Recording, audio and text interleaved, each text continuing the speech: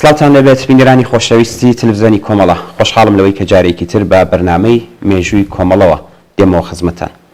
عەزیزان، هەروەک ئاگادارن لە خەریکە نزیک دەبینەوە لە 25 گوڵان ساڵیادی کارەساتێکی بۆمبارانی شیمیایی کە ڕۆژی 25 گوڵانی ساڵی 1367 لە کاتێکدا کە هێشتا برینەکانی بۆمبارانی شیمیایی ڕژیمی بەعس بۆ سەر کۆمەڵە لە ناوچەی شارە زوور کە تێیدا هەفتا پێشمەرگەی شۆڕشگەر و فداکاری کۆمەڵەش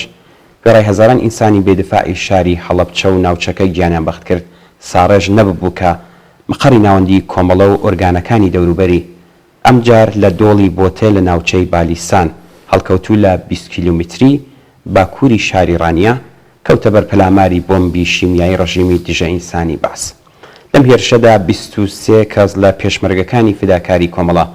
23 ئەستێرەی پرشەنگدار و کۆمۆنیست و خەباتکاری ڕێگای ڕزگاری بەشمێنەتان گیانی ئازیزیان بەخت کرد. ئێمە بۆ قسە و باز زیاتر لەسەر ئەم تەوەرە میانی بەرنامەی هەفتەیەمان هاوڕێ جەماڵ بزۆرگپور ئەندامی کومیتەی ناوەندی کۆمەڵەی کە هیوادارین بتوانن تا کۆتایی لەگەڵمان بن. کاک جەماڵ، سەرەتا زۆر بەخێراتنت پێ دەڵم، زۆر سپاس بۆی کە بەشداری لەم بەرنامەیەدا کرد. زۆر سپاس بۆ ئێوە کاگەمیر، بەلەوە قسەکانمان دەست پێ بکەین. پێم باشە لێرەوە ڕێز بگرن لە یادی عەزیزی ئەو هاوڕێیانەمان کە لەو ساڵەدا لە ئاکامی کیمیا بارانی دۆڵی بۆتێ گیانیان بەخت کرد لە پێناو ئازادی و بەرابەری و بەختەوەری ئینساندا. یادی عەزیزیان بەرز و پیرۆز بێت هەمیشە و هەموو کاتێک لە یادماندایە و هەمیشە بیرەوەرەکانیان لەگەڵماندایە. هەروەها ئیجازەم بدە لێرەوە سڵاو و درودی بە پایانی خۆمان پێشکەش بە بنەماڵەی سەربەرزی ئەم هاوڕێیانەمان و هەموو هاوڕێیانی گیان بەختکردومان بکەم و سەری ڕێز و نەوازشدانم بەرامبەر بە خۆڕاگریان. لە خزمەتاندەم. زۆر سپاس. یادی عەزیزیان بەرز و بەڕێز بێت.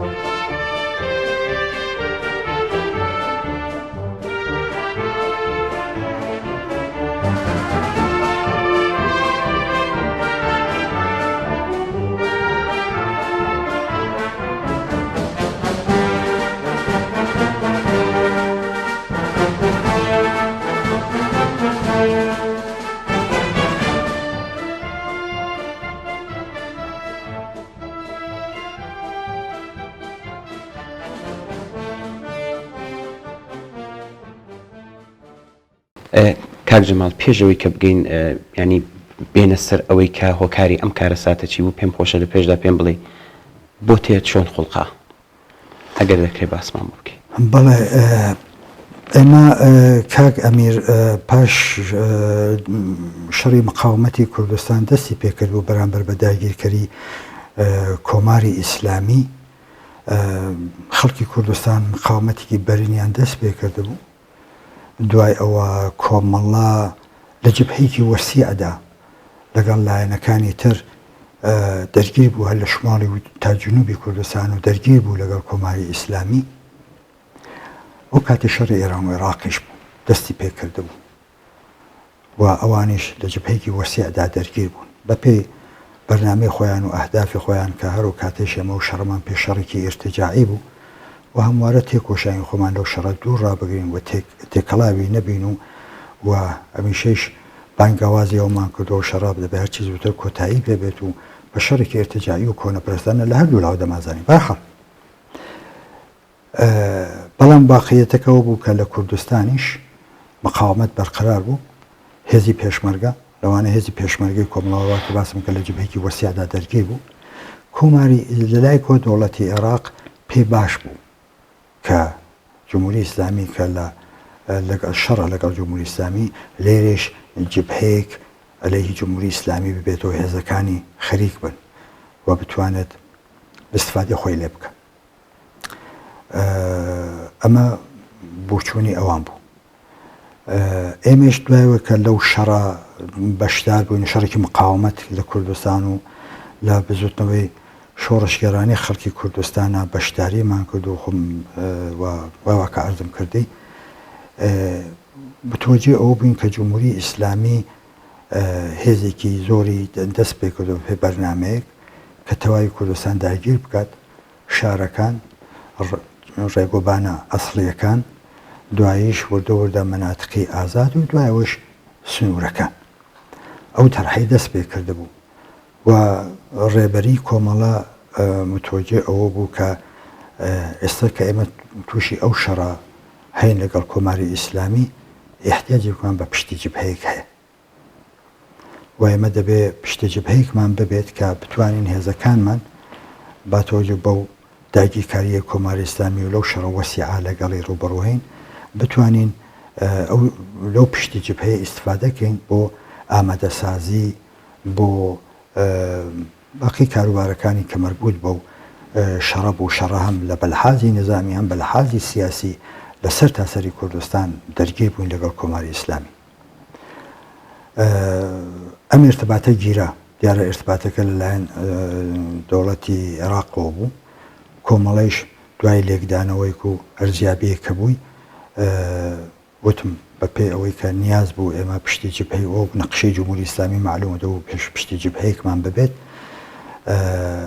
ڕازی بوو دوایەوە کۆبوونەوەی کرا من لەبێمە بە دوای کۆنگرەی دوودا لە کۆنفرانسی شەشدا بوو لە کۆنفرانسی شەشدا ناوەندی کۆمەڵە و مەجموعەی ئەندامانی کۆمەڵە لەوێ ئەو بڕیاڕیان پەسەند کرد کە ئێمە بۆمان هەیە ئێرتبات بگرین لەگەڵ حکوومەتی بەعس. بەڵام هەر ئەو کات بلافاصلە ئێمە لەگەڵ هێزەکانی کوردستانی عێراق ناوەندی ئێمە لەگەڵ هێزەکانی کوردستانی عێراق لەوانە یەکێتی نیشتمانی پەیوەندی کرد و بەوانی ڕاگەیان کە شتێکی وامان هەیە و نەزەر و بۆچوونی ئەوانمان ویست. ئەو کاتیش هێزەکانی کوردستانی عێراق و لەوانە یەکێتی کە لەو منتەقەیەدا بوو زۆرتر لەگەڵ ئێمە لە ئێرتباتتا بوو ئەوەیان بە شتێکی مناسب زانی کە ئێرتبات گیرا لەگەڵ دەوڵەتی عێراق بەڵام ئێمە وەکو کۆمەڵەوەمان خۆمان لای خۆمان و ساغ کردووە با تۆجە بۆ وەزیەتێک کە بزوتنەوەی کوردستانێت هێزێک هەیەی هێزێکە پێشمەرگە هەیەی هەموو ئەمانە ئەم ئێرتباتی ئێمە دەبێت لەگەڵ دەوڵەتی عێراق بێ شەرت و مەرج بێت هیچ شەرت و مەرجێکی ئەوان وەرناگرینەمە کە ئێرتباتەکە گیرا داستانی زۆرە من زۆر لەسەری ناڕۆم هەر ئەوەندە ئەوان قبوڵیان کرد کە بێ شەرت و مەرج لەگەڵ ئێمە واردی ئەو ڕابتە ببن دیارە مجموعەی لە لابەلای قسە و ئەواندا پاش چەند جار و چەند مۆردوانە بەعض شتایەکیان مەتراکە بەڵام کە دەیانزانی سەدێکی محکەم هەیە بەرامبەر بەوە ئیتر لەوەش پاشخەز بوونەوە فقط شەرتێکیان دانا یا داواکارییان نەتوانم بەڵام مەتراح کرد ئەویشەوەی کە خۆب ئێوە لە پشتی جبهەی استفادە دەکەن و ئیمکاناتێک ئەخرێتی اختیاریەتان و ئەوانە بەڵام تەنیا مرجمان ئەوەیە لەم ئیمکاناتە دژی خۆمان استفادەی لێ مەکەن معنای قسەکە ئەوە بوو مەیدەن بە ئەو کەسانێک کە دژی ئێمە کار دەکەن ئەم ئیمکاناتە مەخەنە اختیاریەوە ئێمەش ڕێبەری کۆمەڵیش قبولی کردی وا دەکەین و ئەو داواکاری ئەوەش جێبەجێ دەکەین ئێمە لە ئیمکاناتێک و لە یارمەتیەک و یا پشتی جبهەی کە ئەوەی خێنە اختیاری ئێمە دژی خۆتان استفادەی لێ ناکەین بەڵام معلوم بوو کە ئەوان دەیانزانی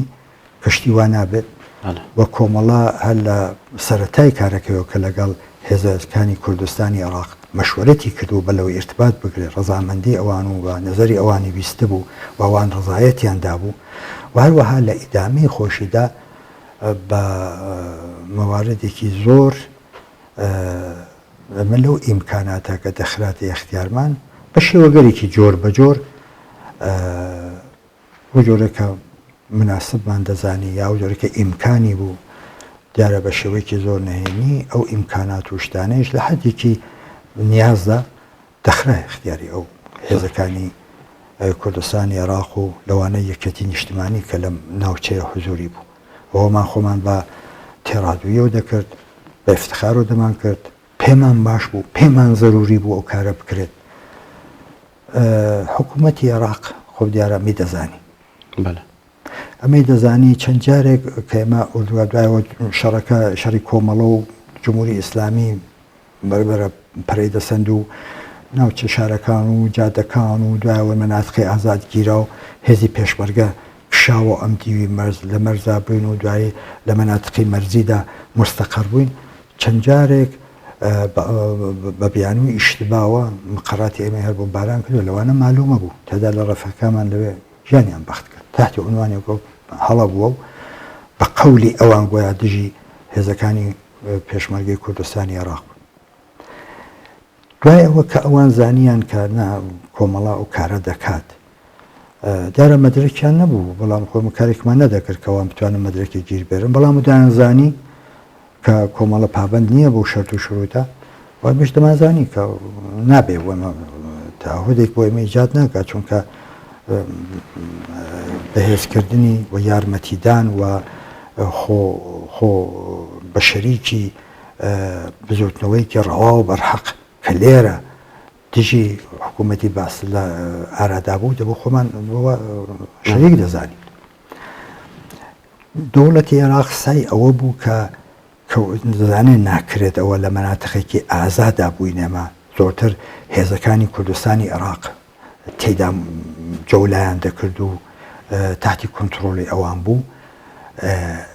تەلاشی ئەوە بوو کە ئێمە هێزەکانی کوردستانی ڕۆژهەڵات وەکو کۆمەڵە و دموکرات بگوێزێتەوە بۆ ئەو منتقانە کە خۆی تحتی نفوزیان لەو منتقانە ئازادا کۆنتڕۆڵی نییە بە سەریانەوە ئەمانە سەرڕای ئەوەی کە قسانیان کردو بەڵام هەر ارتباطیان هەیە لەگەڵیان هاتوچویان هەیە لەگەڵیان ئیمکانات دەخەنە اختیاریان ئەوەی دەزانی هەولی ئەوە بوو بەخشە هەولی بۆ ئەوانە بچێنێتە دواوە بیهێنێتە مەناتقی تحتی نفوزی خۆیان هەم کۆنتڕۆلیان بکە هەم بەر بۆ کارش بکرێت کاک جەماڵ ئێوە باسی وتان کرد کێمە ڕابەتەیەکی دیپلۆماسیمان بووە لەگەڵ ڕژیمی باس دوای من لە خاکی عێراقیشدا بووین ئەم کارە ساتەی بۆ تێ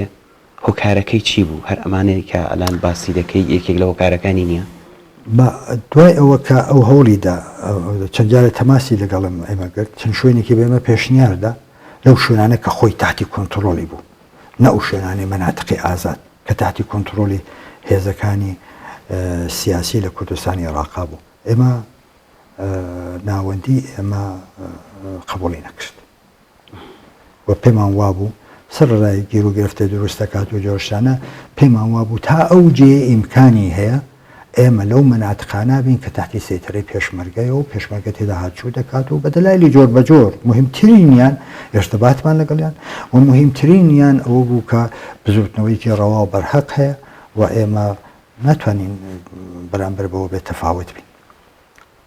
هەرچەند وتم مەحدودیەتەکانیشی دروست دەکرد بۆ من دەی جوابدانەوەی بۆیان دەبوو بەلخرە بە جۆرێک داوایان کرد و جواب نادەینەوە بە هەر جارە بە دەلیلێک مەسەڵەن پاساومان دەهێناوە و ناکرێت و ئەو جۆرە شتانەوە دەستمان بە مەرزەوەی ها بە دەلایلی جۆر بە جۆر ئەم جارەوان ئێتر مەسەلەکان بەجددی کرد و بۆمبارانی بۆتیان دەست پێ بکرد و چەند ڕۆژ پێشەوە کۆنگرەی 6 گیرە لە هەر لەو شوێنە ئیتر یا خەبەریان درەنگ پێگەیشت بوو یا هەرچی چەند ڕۆژ دواتر وا بزانن ڕۆژێ یا 2 ڕۆژ دوای ئەوەی کە کۆنگرە تەواو بوو عالەمەکە بڵاویان لێ کرد کۆنگرەی 6 کۆمەڵە ئەوان بۆمبارانی شیمیایی دۆڵی بۆتیان دەست پێ کرد ئەساسەن بۆ بە کۆمەڵە بڵێن بە کۆمەڵە بڵێن ئێوە لە ئیمکاناتێکە ئێمە هەمانە نایە ئیسفادە دەکەن دژی ئێمە و لە ئیمکانات و پشتی جبهەیەک خستومانتی اختیارتان ئێوە لە شوێنی تر بە جۆری تر ئیسفادەی لێ دەکەن و ئەو شوێنانە کە دەمانەوێت بێنەوە شەڕە و پاساویشانەوە بۆ شەڕە و ئیتر بێنە ئەو مەناتقە کە ئێمە کۆنتڕۆڵمان هەیە بەسەریدا و ئەتوانین کۆنتڕۆڵکەینەوانە ئەساسەن ئەوە بۆ ڕاستەکەی ئەساسەن ئەوە بوو کە ئەوان بۆ بۆمبارانی شیمیایی دەیانویست ئەو پەیامە بە کۆمەڵە بڵێن کە زانویانە دەزانن لە مێژە و سەرڕای فشار و گوشارێکە هێنیان بۆ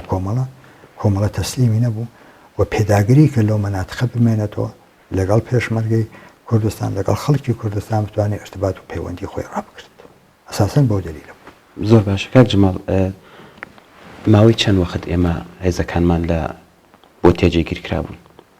لە چ ساڵێک بوو تاکەی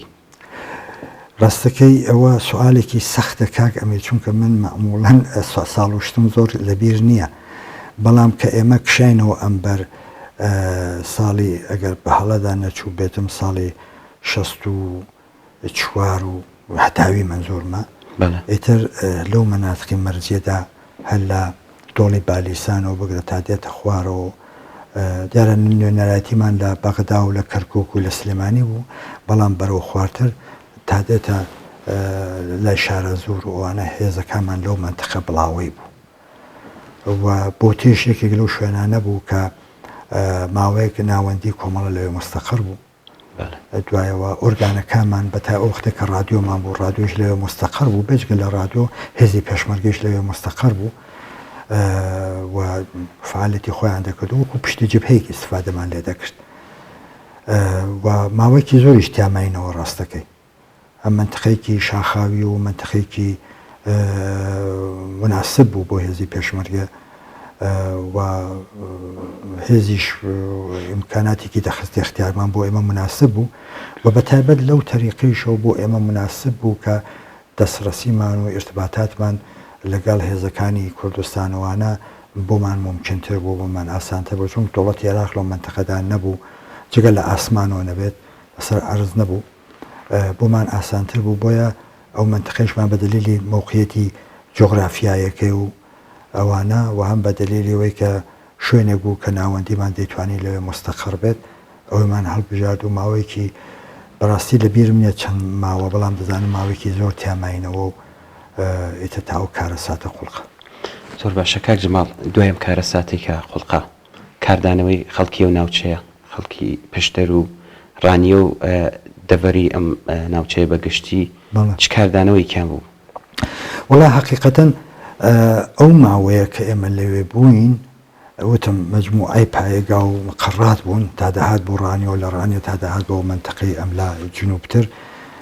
ئێرتبات و رابطەمان لەگەڵ خەڵکی کوردستانی عێراق زۆر بوو زۆر تێکەڵاویان بووین بە هەموو لە حازێکەوە و ئەمە نوعێک پەیوەندی لە بینی ئێمە و خەڵکی کوردستانی عێراقدا کە دروست کرده بوو و بە دوای ئەو کارە ساتە کە هاتە پێشەوە ئێمە بەداخەوە 23 هاوڕێمانگیانی بەخ کرد ئەگە بە هەڵەدا نەچووبم نزیک بە 150 کەسیشمان مەسموم بوو باوەڕت ببێ کاک ئەمیر ئەگەر خەڵکی ئەو ناوچەیە نەبووایە ممکن بۆ ئێمە تەلەفاتمان لەوە زۆرتر ببێت. دوای کارەساتەکە خۆڵقا دەستە خەڵک دەهاتن و بۆ یارمەتیدانی هێزی پێشمەرگەی کۆمەڵە. نەتەنیا لە ئەو ناوچانەی دەوروبەر لە ڕانیە دکتۆر و کارمەندانی پزیشکی نەتەنیا لەوێ لە سلێمانیش هەتا ئەو شوێنش کە تاتی کۆنتترۆلی سەدام حکوومەتی باس بوو. بەجگار زۆر هاتن بەرەو پیریمان و هاتن بەهانامانەوە بۆ یارمەتیکی وەسیعیاندا وای لێ هات کە ئێمە نیگەران بووین کە ئەو تعدادە زۆرە هێزی پێشمەرگەی کۆمەڵە مەسموم بوون بازێکیان مەسمومیەتەکان شەدید بوو بەڵام بە یارمەتی خەڵک بە هاتن بەهانای خەڵکە هاتن بەهانامانەوە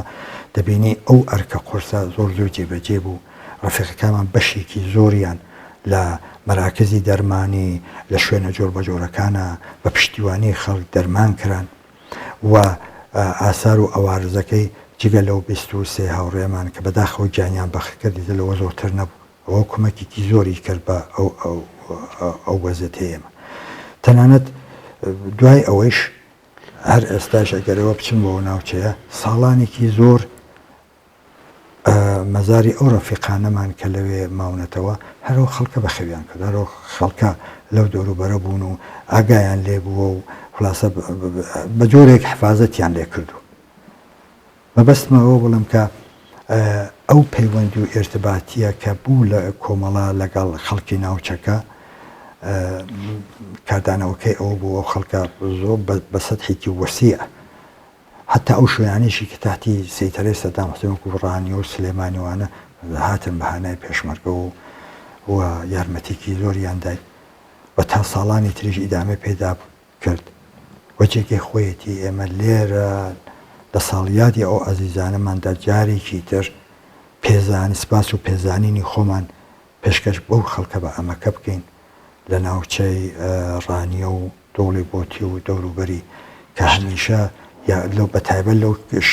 کاتە سەختەدا یاریدەر و پشتیوانی هێزی پێشمەرگەی کۆمەڵە بوون. کاک جەماڵ باسی کاردانەوەی خەڵکت کرد لە دوایم کارەساتە کاردانەوەی کۆمەڵە بەرامبەر بە ڕژیمی بەعس لە عێراق چی بوو ئەم ڕابەتە کە پێشتر بوو ماوە کاردانەوەی کۆمەڵە چی بوو بەرامبەر بەوە وڵا حەقیقەتەن ئەوەیشی تە وردە خەریک بوو ئێمە بەرەو کۆتاییەکانی شەڕی ئێران و عێراق دەچوین بە تایبەت تۆش باست کرد هێشتا برینی گوردانی شوان ساڕێژ نەبوو ئەم اتفاقە کۆت قورس بوو بەڕاستی بۆ کۆمەڵە 23 هاوڕێمان لە کادر و ئەندامانی کۆمەڵە کە هەر کامێکیان بۆ خۆیان کۆڵەکەیەک بوون بەڕاستی هەر کامێکیان بۆ خۆیان قارەمانێک بوون کە لەو کارەساتەدا بەداخەوە گیانیان بەخت کرد کارەساتێکی زۆر سەنگین بوو بۆ کۆمەڵە نەتەنیا بۆ کۆمەڵە بۆ خەڵکی کوردستان بەڵام دیار بوو شەڕ خەریکە ئەوە دەبێت بە تایبەت شەڕی بۆمبارانی هەڵەبجێ شیمیایی هەڵەبجە و گوردانی شوان ئەوە بە ئێمە دەڵێکەوان دەیانویست ئیمتیازێ وەرگن بۆیە شەڕەکەیان کێشا کوردستانی عێراق دوای ئەو ئیتفاقە ناوەندی ئێمە نامەیەکی زۆر توند و ئاعترازی نووسی بە مەقاماتی عێراقی ئەوان بلافاصلە جوابیان داوە داوای لە بردنیان کرد وە گوتیانەوە هەڵە بوو بە ئیشتباه گوتویانە لەگەڵ هێزی کوردستانی عێراق یەکێک لە فەیلەقەکانیان ئەو کارێک کردووە دەقیق نازانم چ ماوەیەک بەڵام زانم لە ماوەیەکی کووردا هەیەتێکیان هات بە حفاظەت و بە ملاوبۆلاو هەیەتێکیان هات هەتا بۆ بۆتێ شوێنەکەیان دیەوە و باسیەوەیان کرد کە بە دوای دەکەوین ئەمە هەڵێکی گەورە بووە کارەساتێکی گەورە بووە بە ئیشتباه بووە ئێمە دوای دەکەوین و مستەبەبینی ئەو کارەساتە حتمما تەنبیه دەکەین دیار درۆ دەکەن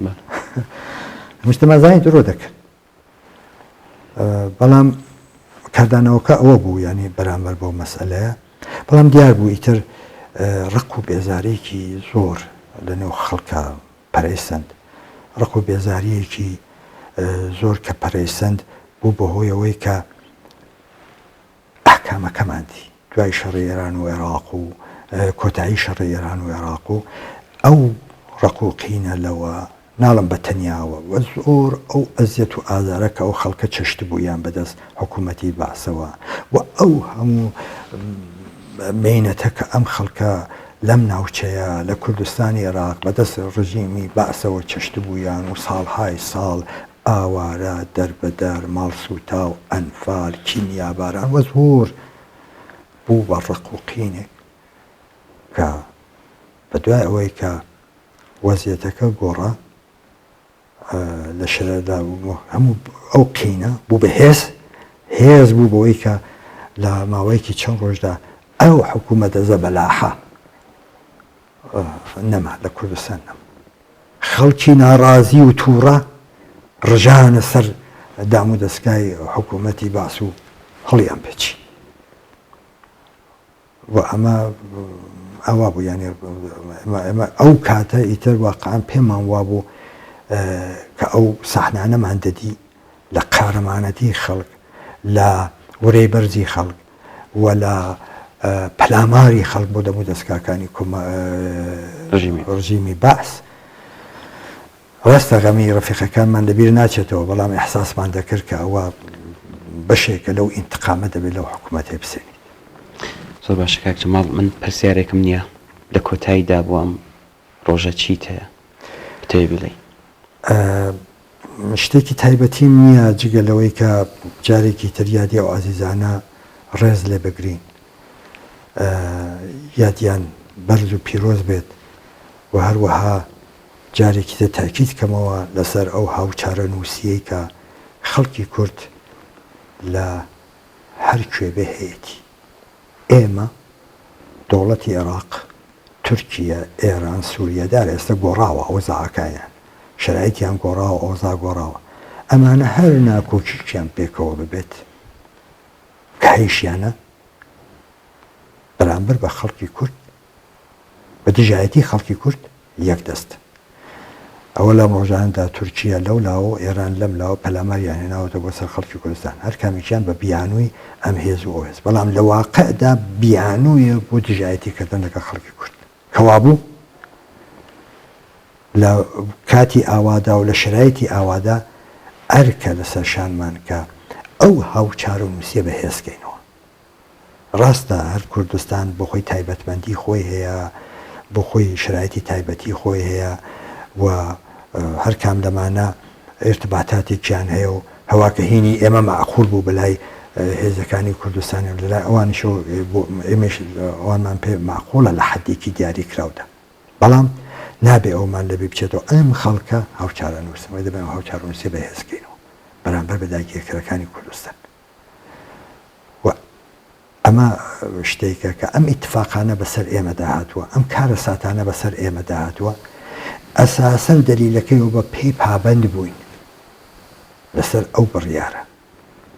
سەرڕای هەر ئێرتبات و مرتباتێک ئێمە ئەو هاوچارە نووسیەوە ئەو بەخەمبوونی ئەم بەشەیتر و ئەو دەبیرمان نەکردوێتەوە ئەمە مەسئلەیەکی مهمە بە بڕوای من بەتایبەت بەو پەلامارە بەو نەقشە جیهانی نەقشەیەکە لە ناوچەکەدا هەیە بۆ لەباربردنی و بۆ ژێر خۆڵکردنی خاکردنی ویست و داوخوازی خەڵکی کورد ویست و داخوازی ڕەوای خەڵکی کورد جارێکتر پێویستێتی کە ئێمە هاوچار و نووسیانە لە بۆنگەرێکی ئاوادا بێتەوە بیرمان ئەو هاوچار و نووسیە چ کارهایەکی خوڵقان نەبوویایە ممکن بوو ئەو کاتی خۆی ئەمە تەلەفاتمان زۆرتر بوویایە ئەو هاوچار و نووسیانەدا جارێکی دەبین و بیرخۆم بەهێزی بکەین بەهێزی بکەین کە دوژمنان و داگیرکەران نەتوانن بە شتێ خۆیان بە بەرنامە و هەدەفێکیانە بۆ داگیرکردنی ناوچەکە بۆ بەبەرەکانی لەگەڵ یەکترەوانەوی بەنە پێشەوە بەڵێ زۆر سپاس کاک جەماڵ بە بەشداریت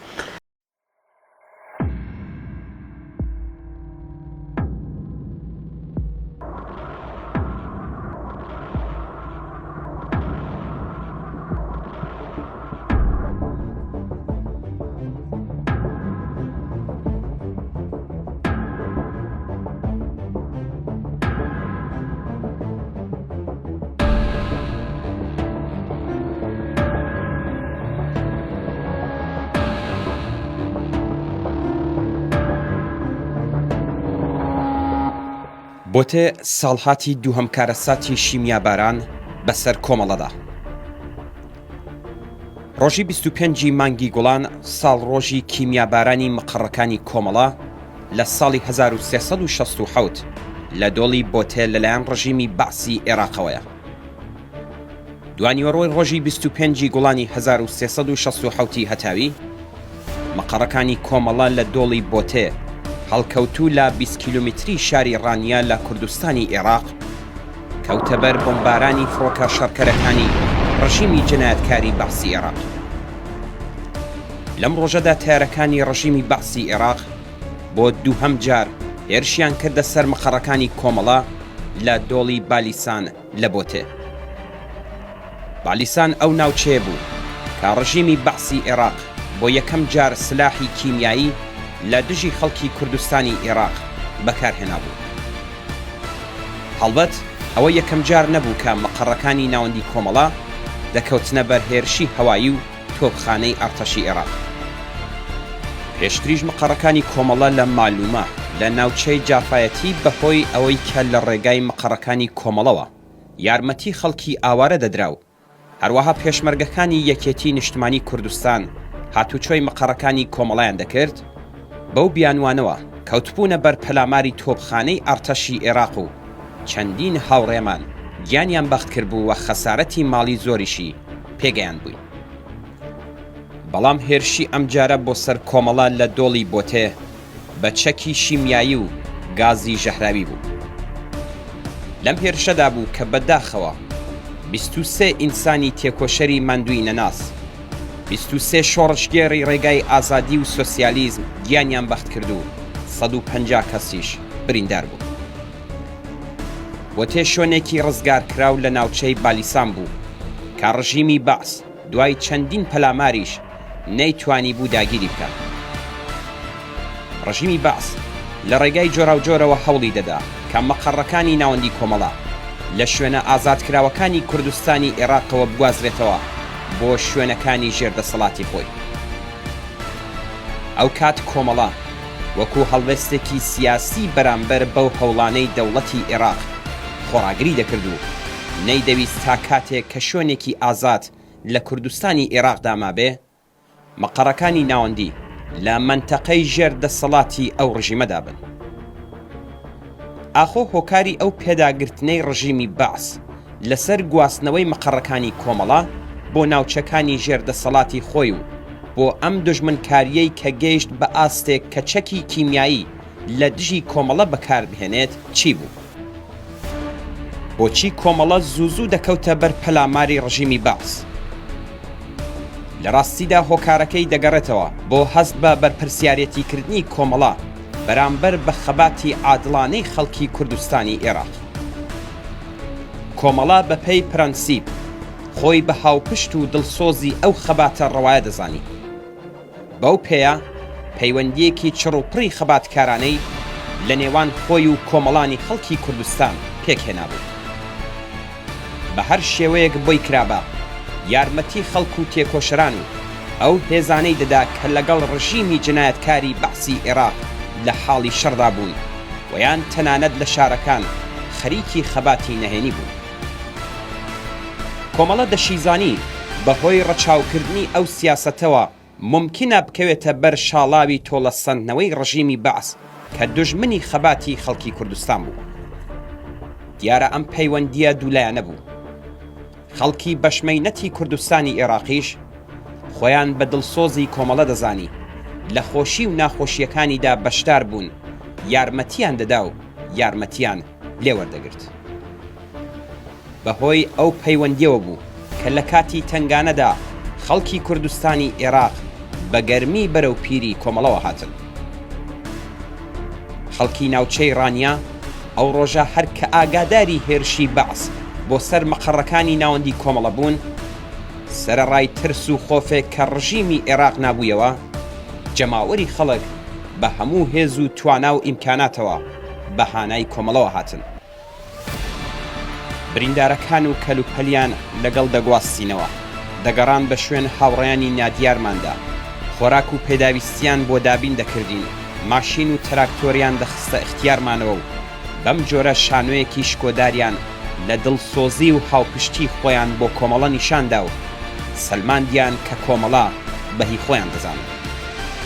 لە هەمان کاتدا زۆر یەک لە پزیشک و دەرمانخانەکانی شاری سلێمانیش سەرەڕای ئاگادارکردنەوەی دەوڵەتی بەعس بە نەهێنی کەوتنە خۆ بۆ دابینکردنی کەلوپەلی پێویست بۆ دەرمانکردنی بریندارەکان. جێی خۆیەتی لە 33هەمین ساڵڕۆژی کارەساتی بۆتێ لەگەڵ ئەوەدا کە ڕێز دەگرین لە یادی ئازیزی هاوڕێیانی گیانبەخت کردومان، جارێکی دیکەش سوپاسی هاوپشتی و دڵسۆزی و هاوکاری خەڵکی تێکۆشەری ڕانیە و دەوروبەری پزیشک و دەرمانخانەکانی شاری سلێمانی بکەین. بێشک کۆمەڵە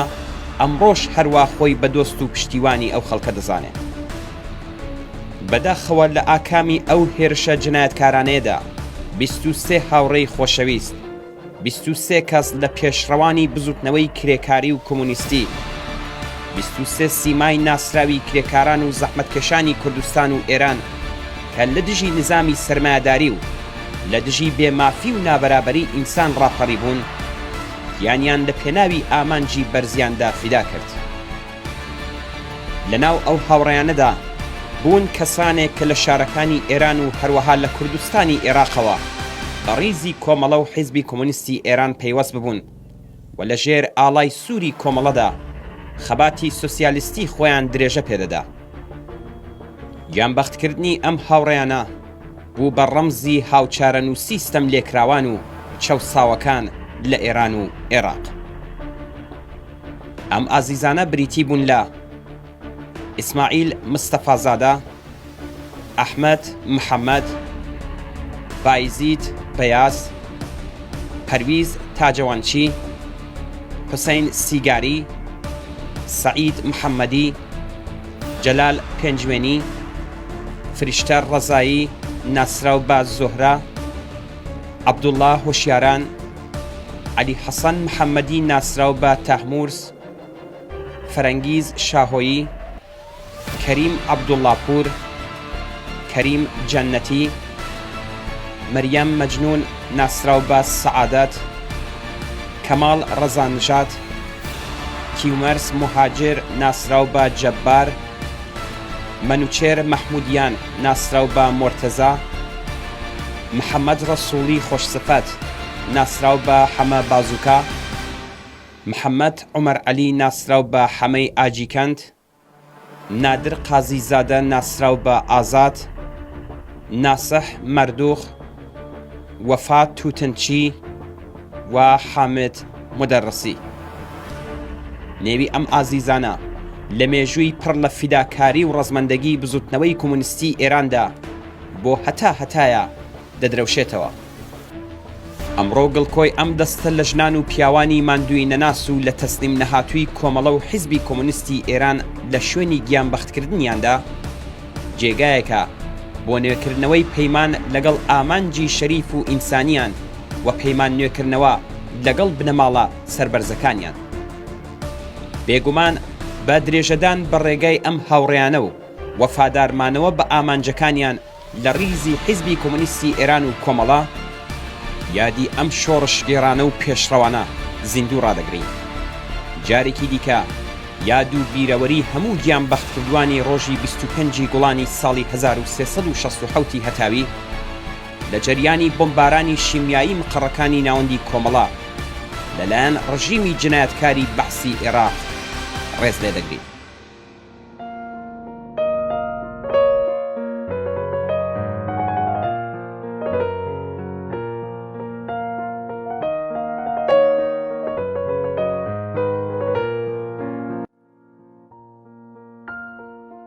ئێوارەیەک لە پڕ ئاسمان ڕەش هەڵگەڕا،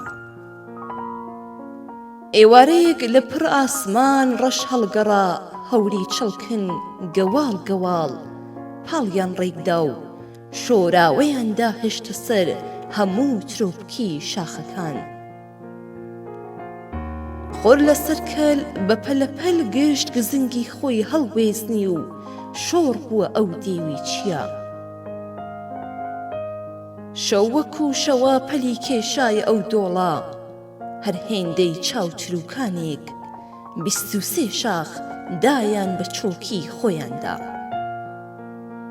23 کانی وشک بوو لە پرمەی گریانیاندا 23 شوێن لە ئەرزی ڕاق لە هەیبەتی 23 تەرمی تازەدا قرچە قرچیان کەوتە لەشی